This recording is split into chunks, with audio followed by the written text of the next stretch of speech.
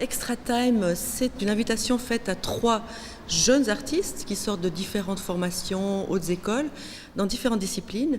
Et l'invitation, c'est venez faire une pièce longue. Et le festival vous accompagne. Ça veut dire que les artistes ont à leur côté un accompagnement, enfin un administrateur qui va les conseiller pour les recherches de fonds. Il y a quelqu'un qui va s'occuper de la com, qui va leur montrer comment ça se passe quand on est dans un festival.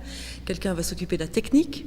Et puis, en plus de l'équipe de base, eh bien, le festival invite chaque année une personne qui, elle, est chargée de faire un accompagnement dramaturgique. C'est très important, quelqu'un qui vient nous réactiver notre regard dans la recherche.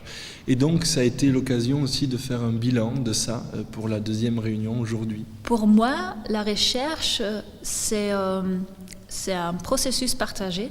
Moi, ça m'intéresse beaucoup de partager quelque chose avec le processus qui n'est pas complètement fermé, qui n'est pas complètement stable, mais où il y a une ouverture.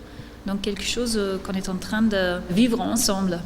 Et la recherche, elle amène ce côté instable où personne est l'expert total, personne peut tout contrôler. Un spectacle, de manière comme on le fait nous, comme une rencontre avec le public où nous, on amène une proposition, mais après, on verra ensemble où ça nous amène. Bien réfléchir à ce que le spectateur qui va venir pour le premier spectacle sera le même au 3e spectacle et qu'entre-temps, il aura traversé deux spectacles, des moments de pause.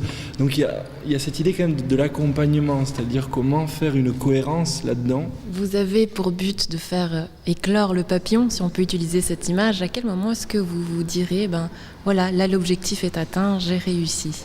C'est assez rare qu'on puisse se dire voilà, ça c'est réussi. Dans le spectacle vivant, c'est pas possible. Où il y a des moments de grâce, il y a des moments qui nous éclatent à la figure et dans le cœur, et c'est magnifique, mais ça peut être en répétition, ça peut être à la 2e représentation, à la 1000e, mais c'est complètement imprévisible, donc c'est pas fini, et c'est ça qui est chouette, c'est de continuer à chercher avec les spectateurs, et de ce point de vue-là, je pense que le phare est tout particulièrement un endroit de recherche, de processus, de mise en mouvement de tous les devenirs qui se croisent à l'endroit d'un spectacle.